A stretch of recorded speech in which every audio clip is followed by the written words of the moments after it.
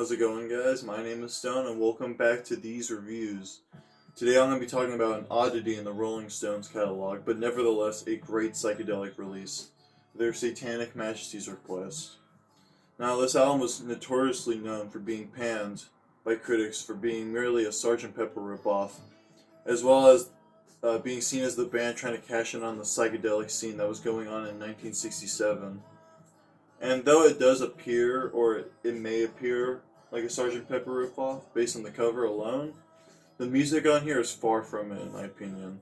I feel like much of the material on here leans more towards like atmospheric psychedelic rock, as for Sgt. Pepper has the Beatles trying to experiment with pop music and see what they could really do with it with other genres such as psychedelic rock. But to me, I feel like this album has the Rolling Stones just really trying to be psychedelic. They're trying as hard as possible to appeal to the psychedelic audience at the time. And honestly, I feel like they do it much better than they probably thought they did, because this album has some great atmospheric passages and is very consistent from beginning to end. The opening track, Sing This All Together, has some great group vocals in the chorus, and I just love the poetic lyrics of just how psychedelic they are, I suppose. My favorite line in the beginning is, "Sing this all together," or "How about we sing this all together, open our heads and the picture's gone." Just something like that that could scratch your head if you're in a psychedelic mood, if you know what I mean. This is followed by Citadel, which is probably the song that resembles the Rolling Stones' original music the most. It's very hard rocking, and I just love the energy that it has. It doesn't really change though. It's 2.5 or 3 minutes so runtime, but I still think it's a great rocker, and it doesn't do any harm. I mean, it keeps that energy going, like I said, and those two tracks, the first two, really pulled me in when I first heard this album. But I feel like at this point, this is where the songs go from good to great, where we get "In Another Land" performed by, I forgot his name, Bill Wyman. Now, his song on this record is just phenomenal. It's just like, how do I describe it? Just like formulated psychedelic music at its finest. Like, it just sounds like it's trying to be a psychedelic song, but it does it way better than it thinks it does. With the echoey vocals, the lyrics once again are amazing, and I just love how ominous it kind of is overall. It kind of points you to the direction that this album would take on the second side, in my opinion. And then 2000 Man follows this with another fun pop kind of song. It's not really psychedelic in my opinion, though I just love how upbeat it is, and I love the use of the acoustic guitar. Then we get to the closer on side one, which is the epic, you could say, I suppose. Sing This All Together, See What Happens. Now, this song is controversial in, like, I guess, the psychedelic community as being, like, just filler, or them just noodling around for, like, 8 or so minutes. And I honestly really enjoy the psychedelic jamming that they're attempting. Sure, it could have been done way better than it was, but in my opinion, I feel like some of the moments on here are fantastic, though. Like, I love how exciting it gets and how chaotic it is. And I love how they reprise the lyrics from "Sing This All Together," and I love how it continues after that with some like weird kind of like wind sounds or something like that. I can't really describe it to you. You have to hear it. You have to see what happens. That's why it's called that. But controversial as it may be, I actually really like this track, and I don't think it's as bad as people make it out to be. Side 2 opens with the most popular song on here, and for good reason, which is "She's a Rainbow." Now, this song is just fantastic. I just love how upbeat it is, like 2000 Man, but I love how it's got more of a psychedelic twist to it with the use of strings and that little piano melody.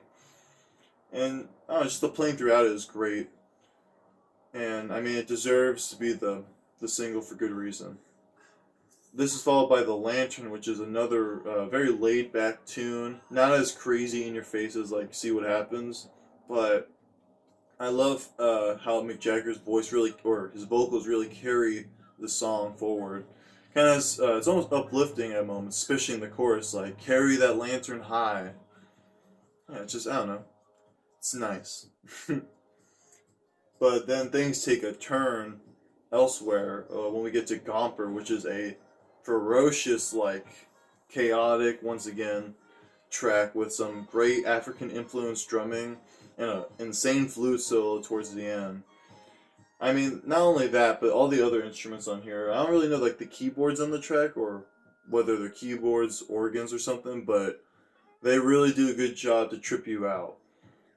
And I just love how it kind of continues for a moment, like they're just jamming out and they're just doing crazy shit. A lot of people say that part is like filler as well, but honestly, I really love it. I love the atmosphere it provides. And then 2000 Man, or was not, sorry, 2000 Light Years from Home follows this, and this track is also very dark and very ominous. Sure, the verses and the lyrics kind of pick up the energy a little, but this song really feels like you're just floating in space, where it's just complete darkness, and it's like, I mean, with the mellotron, the guitar work, I mean, it's just fantastic. Another great psychedelic song, in my opinion.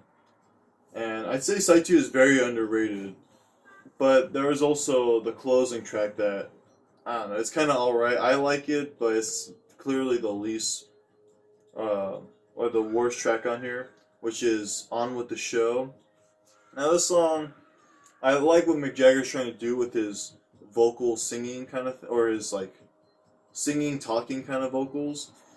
But, I don't know, it does feel like kind of a joke song almost, like, it's just more goofy than it is, like, melodic or memorable. But I do really like it, though, like, I love the guitar part in between the chorus and verse. And the instrumentation backed by Mick Jagger is great. But I feel like as a closer, it just kind of closes it on an alright note. It's better than it being on, like, somewhere in the middle of side 1 or side 2, in my opinion. So, you know, I give them that. So, yeah, I mean, this album is just something else. It's just, it really, I feel like I don't really think the artwork is cheesy. I think the artwork's great. Maybe even better than Sgt. Pepper, or at least done better. If with an original pressing, at least it had, like, you know, the moving faces and stuff. So that was really cool. But hopefully I could find an original pressing. This is a recent one. So yeah, sorry for the glare. I couldn't really avoid that with this album since it's so shiny. But yeah, let me know your favorite 3 songs on this album, or let me know if you think this album is a Sgt. Pepper ripoff, because to me, I don't really see it. Maybe I point something out if you go point some points out in the music, point some points. If you could, I don't know, let me know what you think. I'll definitely reevaluate my thoughts then, because like I said, I don't see any similarities between the two. But yeah, let me know.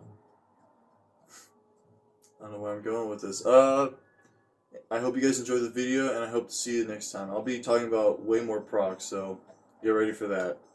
Alright, bye.